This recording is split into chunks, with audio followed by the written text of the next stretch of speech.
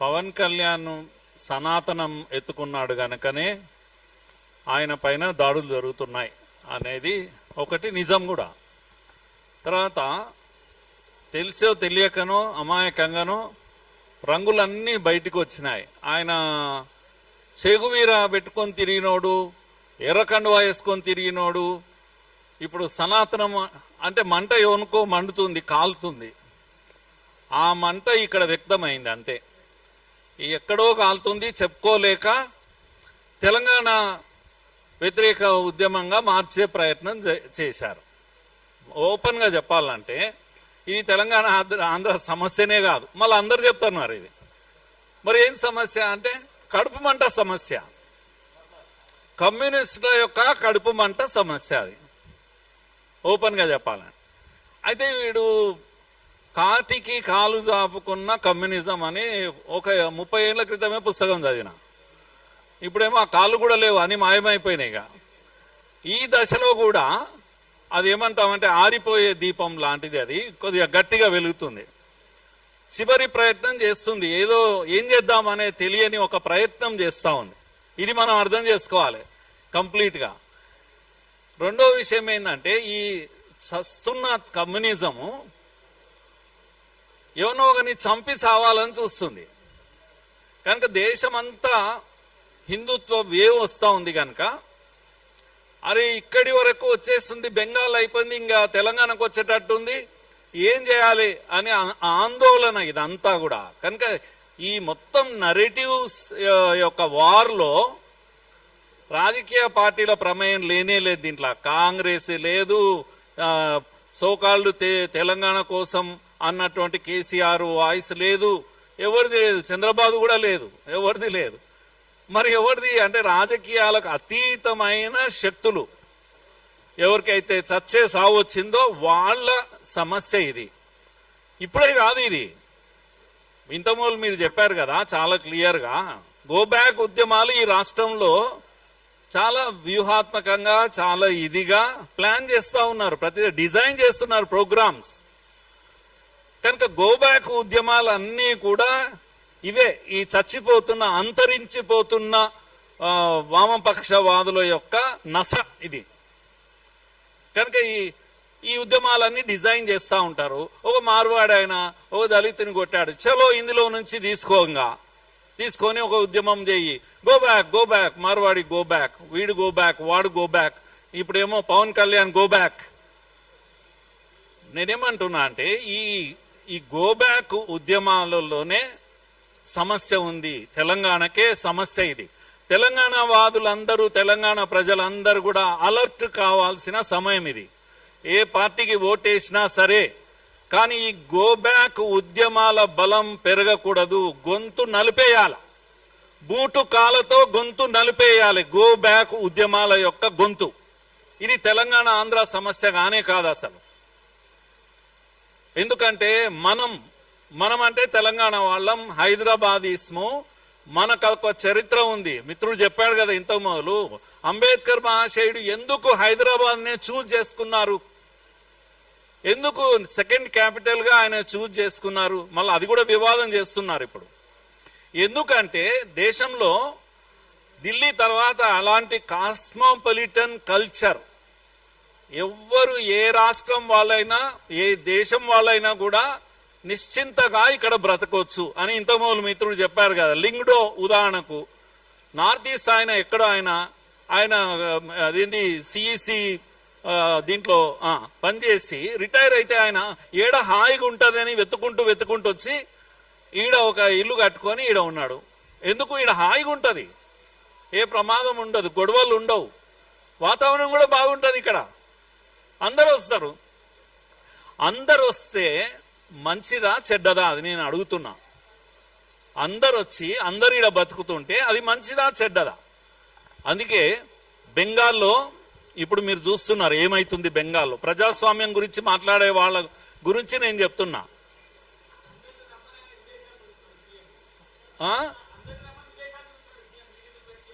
చెప్తున్నారు. జ్యోతి బస్ తర్వాత ఎవరైనా మీరు బుద్ధదేవ్ ఇచ్చిన ఎలక్షన్ మేనిఫెస్టోలో ఏమన్నాడంటే పరిశ్రమలు అన్ని కూడా ఇక్కడికి రాండి, మీకు మేము సెక్యూరిటీ ఇస్తాం, మా కార్మిక సంఘాల యాక్టివిటీని మూత పెడతామని చెప్పింది. బెంగాల్లో ఈ అన్ని ఇండస్ట్రీస్ పరిగెత్తి వాపస్ వెళ్ళిపోతుంటే జ్యోతి బస్సు పాలనలో 20-25 ఏళ్ల తర్వాత సిపిఎం తీసుకున్న నిర్ణయం ఏంటంటే అందరూ రాండి, మేము రక్షణ ఇస్తాం. ఎవరి నుంచి రక్షణ ఇస్తారు? తమ క్యాడర్ నుంచి. సిపిఎం క్యాడర్ కార్మిక సంఘాల నుంచి రక్షణ ఇస్తాం, కార్మిక సంఘాల పని ఆపేస్తాం. ఇది సిపిఎం చేసినటువంటి ఇది. ఇప్పుడు అదే సమస్య ఇక్కడ కూడా తేవాలని చూస్తున్నాయి శక్తులన్నీ కూడా. టాటా గురించి బుద్ధదేవ్ భట్టాచార్య టాటాను తెచ్చుకుంటే మమతా బెనర్జీ దాని మీదనే కదా గొడవ చేసింది, వాపస్ వెళ్ళిపోయింది గుజరాత్కు. ఇప్పుడు ఈ గో బ్యాక్ ఉద్యమాలతో ఆ ప్రమాదం హైదరాబాద్కు వస్తుంది. మరో తెలంగాణ ఉద్యమం దీనిపైన చేయాలి మనం. ఏది? గో బ్యాక్ ఉద్యమాల పైన మనం. హైదరాబాద్కు సరోజిని నాయుడు వచ్చింది, ఇక్కడికి ఆడబిడ్డ లాక ఇక్కడ బ్రతికింది, ఇక్కడనే పెళ్లి చేసుకున్నది, ప్రేమ పెళ్లి. రాజగోపాలాచారి ఆయన పేరు, నిజాం కాలేజీలో పనిచేస్తున్న ప్రొఫెసర్ను పెళ్లి చేసుకున్నది. గొప్ప రచయిత, గాన కోకిల కదా. అలాంటి ఒక గొప్ప రచయిత తన ఆస్తిలంతా మన హైదరాబాద్కి ఇచ్చి గోల్డెన్ త్రిషోల్డ్ అని చెప్పేసి సెంట్రల్ యూనివర్సిటీకి ఇచ్చిపోయింది. ఇప్పుడు మన పిల్లలు చదువుకుంటున్నారు హైదరాబాద్ సెంట్రల్ యూనివర్సిటీకి. హైదరాబాద్ అందాల గురించి నేను ఆమె చదివిన కనుక చెప్తున్నా. ఈ మూసి అందాలు ఎంత బాగుండేవి ఆ రోజుల్లో ఆమె వర్ణిస్తుంది. మనం మూర్చొచ్చి పడిపోతాం, మూసి ఇంత అందంగా ఉండేదా అని. ఎవరు ఇది? వీళ్ళంతా తెలంగాణ వాళ్ళు కాదు. మొదటి బిర్లా శంకర్ నారాయణ బిర్లా స్టోరీలో చదివితే మీకు ఈ దేశానికి సంపద ఇచ్చిన బిర్లాలు, టాటాలు ఎవరినైతే మీరు ముద్ర వేశారో, దోపిడీదారులుగా ముద్రలు వేశారు ఈ కమ్యూనిస్టులు. ఆ వీధిలో నిలబడి మీరు చెప్పండి దోపిడీదారులు ఎవరు అంటే టాటాలు, బిర్లాలు, ఇప్పుడైతే అంబానీలు, అదానీలు. ఇవన్నీ రైమింగ్ వర్డ్స్. ఈ కమ్యూనిస్టులు జనం నోట్లో పెడతారు ఇలాంటివి. కనుక శంకర్ నారాయణ బిర్లా ఇక్కడ వచ్చి ఉద్యోగం చేసుకున్నాడు, ఇక్కడ జ్యువెలరీ షాప్లో పనిచేశాడు, డబ్బు సంపాదించుకున్నాడు. తిరిగి తన ఊరికి వెళ్ళి అక్కడ ఒక ఇంజనీరింగ్ కాలేజీ పెట్టిండు. దాన్నే మనము బిట్స్ పిలానీ అంటాం ఇప్పుడు. అక్కడి నుంచి వచ్చి బాంబేలో బాగా డబ్బు సంపాదించాడు. మాంచెస్టర్కు కాటన్ పంపి కోటీశ్వరుడు అయిపోయాడు. కనుక ఈ డబ్బులని తీసుకుపోయి ఏం చేశాడు? ఇక్కడ హైదరాబాద్ వచ్చి హైదరాబాద్కు రుణపడి ఉండాలని ఇక్కడ బిర్లా ఇదేది బిట్స్ పిలానీ కట్టాడు, ఇక్కడ బిట్స్ కట్టాడు. ఇక్కడ మళ్ళీ దేశంలో ఎక్కడ కట్టలేదు. బిర్లా టెంపుల్ కట్టాడు. అరే ఇటువంటి స్టోరీస్ ఎంత చెప్పాలి చెప్పండి? 100 కథలు చెప్తాను నేను. ఈ రాష్ట్రము, ఈ హైదరాబాదు ఈ రోజు కాదు నిర్మాణం అయింది, 100 ఏళ్లుగా నిర్మాణం అవుతూ ఉంది. దీంట్లో అందరి భాగస్వామ్యం ఉంది. ఎవరు అందరంటే బయటి వాళ్ళ భాగస్వామ్యం ఉంది. కనుక ఈ హైదరాబాద్ కల్చర్ను దెబ్బతీస్తామంటే ఊరుకునేది లేదు. ఈ గోబ్యాక్ గాళ్లకు నేను చెప్తున్నాను, ఈ గోబ్యాక్ గాళ్ళు అందరూ ఎవరంటే ఉస్సుళ్ళ రాయలు, వీళ్ళు లంపెన్ ఎలిమెంట్స్. నాకు నాగేశ్వరరావు గారి మీద కోపం లేదు, అలా అని గౌరవం కూడా లేదు నాకు. చాలా మంది ఆయనకు లేని టైటిల్స్ అన్ని ఇస్తున్నారు. కుట్రలు కుతంత్రాలతో నిత్యము విషం ప్రజలకు నింపే ప్రొఫెసర్ ఆయన. నిజాయితీ ప్రొఫెసర్ కానే కాదు. నేను ఇన్ని రోజులు కూడా చెప్తున్నా, మీరు కండువా కప్పుకోండి, బీజేపీ కండువా కప్పుకోండి, లేకపోతే ఎంఐఎం కండువా కప్పుకోండి, ఏదైనా కండువా కప్పుకోండి. ఏ కండువా లేకుండా ముసుగులు కప్పుకొని మీ సిద్ధాంతాన్ని న్యూట్రల్, మేము పతివ్రతలము, మేధావులనే ముసుగు, లేకపోతే జర్నలిస్ట్ అనే ముసుగు, ప్రొఫెసర్ అనే ముసుగు. ఈ రాష్ట్రంలో ముఖ్యంగా హైదరాబాద్లో ఒక 100 మంది ముసుగు వీరులు ఉన్నారు. వీళ్ళు ఏది కూడా ఓపెన్ గా మాట్లాడరు.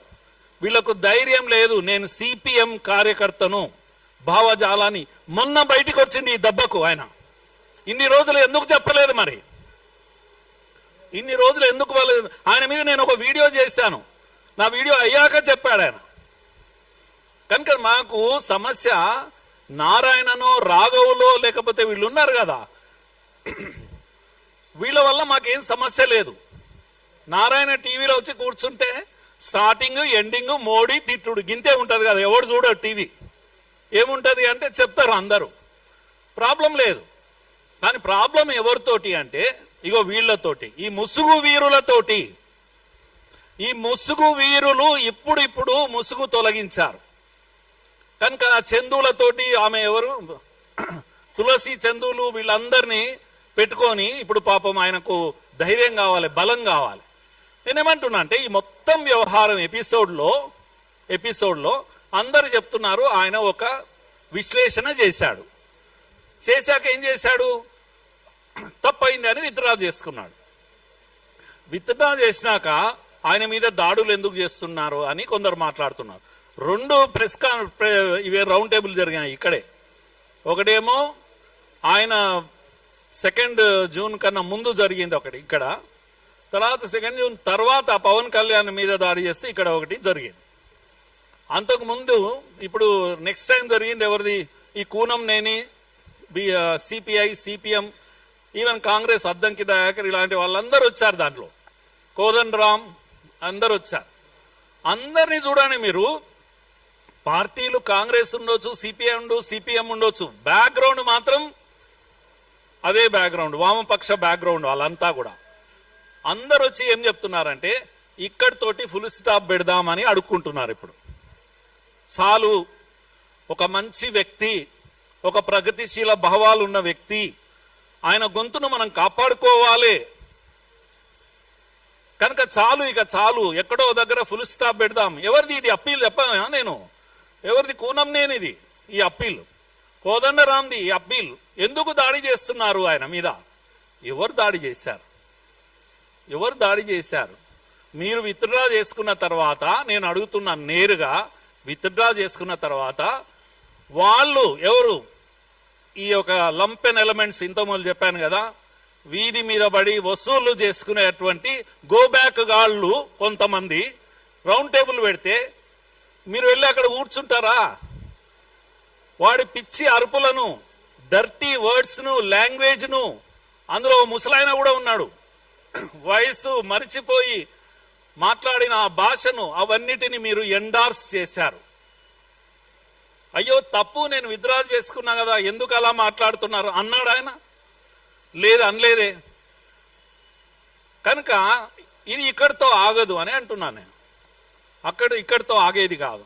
కనుక మన ఫైట్ ఎవరి మీదనంటే ఈ యొక్క పొలిటికల్ పార్టీస్ పైన కాదు, ఇది ఒక ఐడియాలజికల్ ఫైట్, ఇది సిద్ధాంతపరమైన పోరాటం. ఇది మనము బలమైన తెలంగాణ వాదులము, మనము బూటకపు తెలంగాణ వాదులు వచ్చి ఈరోజు తెలంగాణ వాదిని నెత్తికెత్తుకొని దీనికి రాజకీయ రంగు పూస్తా ఉన్నారు. తెలంగాణ అనే భావన ఏదైతే ఉందో అది పవిత్రమైనది. ఎవడంటే వాడు వచ్చి అడ్డంగా వాడుకుంటామంటే చూస్తూ ఊరుకునేది లేదు. కనుక ఇంత మొదలు శశి చెప్పాడు కదా, కేసీఆర్ ఉద్యమంలోకి రాకముందు నుంచి 94లోనే మేము ఇక్కడ ఈ గోదావరి నుంచి శ్రీశైలం వరకు సస్యశ్యామల యాత్ర తీశాం మేము. కనుక కేసీఆర్కు ఆలోచన రాలేదు అప్పటికి, ఇంకా పవర్ ఎంజాయ్ చేస్తున్నారు అప్పుడు. అంతేకాదు 97లోనే బీజేపీ రెజల్యూషన్ కన్నా, కాకినాడ తీర్మానం కన్నా 1 year బిఫోర్ 97లోనే 97 బిగినింగ్లో ఏబీవీపీ నెల్లూరులో తీర్మానం చేసింది తెలంగాణ ప్రత్యేక రాష్ట్రంగా ఏర్పడాలి అని. ఇది ఏది దేశాన్ని, జాతీయవాదాన్ని నమ్మే ఏబీవీపీ నెల్లూరుకు వెళ్ళి తీర్మానం చేసింది. ఆంధ్ర కార్యకర్తలను, ఏబీవీపీ కార్యకర్తలను కాన్ఫిడెన్స్ లోకి తీసుకొని తీర్మానం యునానిమస్ గా చేశాము. నేనే తీర్మానం పెట్టాను. ఆ తర్వాత బీజేపీ కూడా దాన్ని టేకప్ చేసింది. సో ఇలాంటి ఒక చరిత్ర ఉన్న వాళ్ళం మనము. కనుక తెలంగాణ వాదంలో అందరికన్నా ముందున్న వాళ్ళము మనమే. తర్వాత అందరూ జైన్ అయ్యారు, అది వేరే విషయం. దాంట్లో కారణాలు ఉన్నాయి. నేనేమంటున్నా, మీరు పెట్టిన ప్రెస్ కాన్ఫరెన్స్ లో ఎవరి కొరకు పెట్టారు? నాగేశ్వర్. అందుకే నేను ఇప్పటి నుంచి ప్రొఫెసర్ నాగేశ్వర్ను, మీరు దయచేసి ప్రొఫెసర్ అనకండి. ఆయన ప్రొఫెసర్గా ఆయన చరిత్ర కూడా బాగలేదు. ఆయన యూనివర్సిటీలో 10 గంటలకు వచ్చి పాఠం చెప్పుకొని పరిగెత్తాలి, ప్రైవేట్గా చాలా కాలేజెస్లో క్లాసులు ఇవ్వాలి, డబ్బులు కలెక్షన్ చేసుకోవాలి, తర్వాత టీవీ 10లో కూర్చోవాలి, ఈవినింగ్ వరకు డబ్బు డబ్బు డబ్బు, ప్రతి నిమిషము డబ్బు, పాఠం చెప్పితే డబ్బు, మాట్లాడితే డబ్బు, మాట్లాడకుండా ఉండడానికి కూడా డబ్బు. ఇది డబ్బు కోసం ఎవరినన్నా అడగండి ఆయనను. ఆయన చేసే ప్రతి చర్య డబ్బు కోసమే, మాట్లాడేది అందుకోసమే, మాట్లాడకుండా ఉండడము అందుకోసమే, లెఫ్ట్ అండ్ రైట్ సంపాదన కోసమే జీవితాన్ని అర్పించాడు. అందుకే సిపిఎం చెప్పుకుంటే పైసలు రావని చెప్పుకోలేదు. ఎందుకంటే సిపిఎం సిపిఐకు మార్కెట్లో వాల్యూ లేదు, దానికి మార్కెటింగ్ లేదు, అందుకని చెప్పుకోలేదు. ఇప్పుడు పరువు కాపాడుకోవడానికి కండువా వేసుకోనికి రెడీ అయ్యాడు.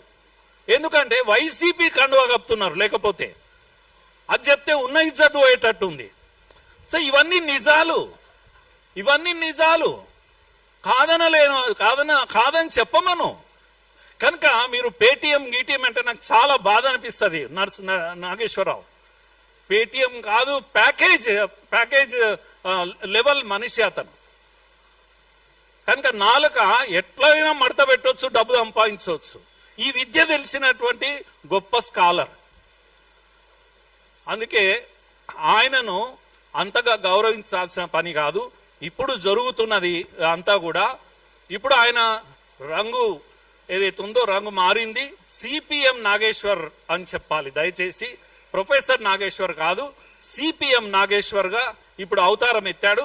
ప్రతిరోజు మీరు ప్రతి వీడియోలో నేను సిపిఎం నాగేశ్వర్ను మాట్లాడుతున్నాను అని మాట్లాడండి. అప్పుడు మీకు నారాయణకు ఒకటే వాల్యూ ఉంటుంది మార్కెట్లో, మాకేం ప్రాబ్లం ఉండదు. మీరు ప్రతిరోజు వాళ్ళు కూడా సిగ్గుపడతారు.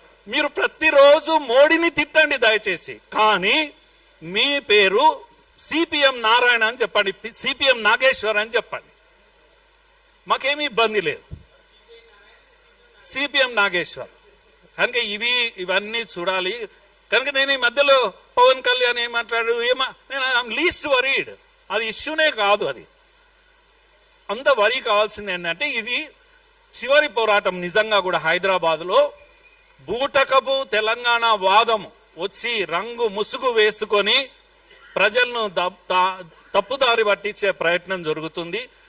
ఇన్ని గోబ్యాక్ ఉద్యమాల్లో నేను ఒక ప్రశ్న ఇస్తున్నా, గోబ్యాక్ గాళ్లకు ఏమని ప్రశ్న ఇస్తున్నా అంటే, మీరు బాగుందిరా భయ్, మీరు సమస్య తీసుకుంటున్నారు, పోతున్నారు, ఒక ఆయన పొలాలకు పోతాడు, ఇంకొక ఆయన దుకాణాలకు పోతాడు, ఈడికి పోతాడు, మైకు పట్టుకుంటారు, అరే చూడండి కబ్జా పెట్టిండు. అరే పవన్ కళ్యాణ్ అనేటోడు 10 ఎకరాలు కబ్జా పెడితే మీరు పోయి ప్రభుత్వం మీద ఎందుకు ఉద్యమం చేయరు? రేవంత్ రెడ్డి మీద ఎవరు ఇవన్నీ ఆపాల్సింది? ప్రభుత్వం కదా, టార్గెట్ ప్రభుత్వాన్ని చెయ్యి, పవన్ కళ్యాణ్ కాదు.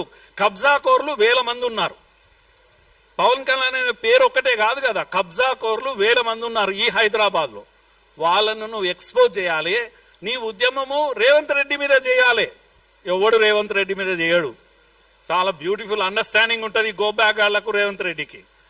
నేనేమన్నా గోబ్యాక్ మార్వాడీస్ అన్నప్పుడు వాళ్ళు మాట్లాడుతూ మార్వాడీలు ఇక్కడికి వచ్చారు, గుజరాత్ నుంచి వచ్చారు, దోపిడీ చేస్తున్నారు అంటే అది మళ్ళీ అమిత్ షా కనెక్ట్ చేస్తారు అన్నాడు. అయితే గోకుల్ చాట్లో వాడు చెప్పే సమస్యలు ఎట్లుంటాయంటే, అది క్యూఆర్ కోడ్ పెట్టాడు, వాడు దోపిడీ చేస్తున్నాడు. అరే ఇవన్నీ నేను చెప్తావు, లేకపోతే వీళ్ళ గోల్డ్ స్మిత్ను వాళ్ళు గోల్డ్ తెచ్చుకున్నారు ఆ ఊర్లో యాదగిరి గుట్టలో, ఇవన్నీ చెప్తున్నాడు.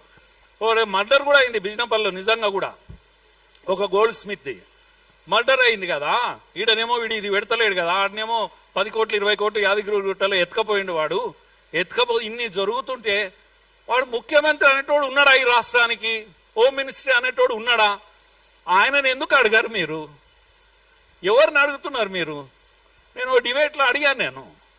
కనుక ఈ గోబ్యాక్ వాళ్ళందరూ చివరికి ఏడ దొరుకుతున్నారంటే దొంగలు, వాళ్ళ టార్గెట్ ఏంది అని అంటే హిందుత్వము, సనాతనము. కనుక అది విహెచ్పి అయినా, బీజేపీ అయినా, ఇంకేదైనా, పవన్ కళ్యాణ్ అయినా. కనుక వీళ్ళ టార్గెట్ ఇది సైద్ధాంతిక పోరాటం ఇది. దీంట్లో మనము ఈ యొక్క అప్పుడప్పుడు వాళ్ళు వీళ్ళు మాట్లాడిన మాటలు పట్టుకొని దాని మీద కాదు చర్చ కావాల్సింది.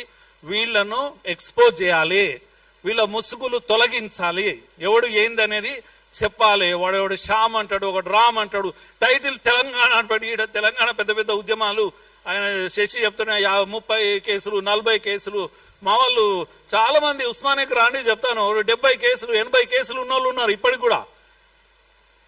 వాళ్ళంతా ఎక్కడ పోయిండు? శ్యామ్ గాడు, రామ్ గాడు, తోకగాడు తెలంగాణ అనే టైటిల్ పెట్టుకొని వచ్చి ఈడ ఈ నాటకాలన్నీ ఏమాడుతున్నారు మీరు ఈ తెర మీద.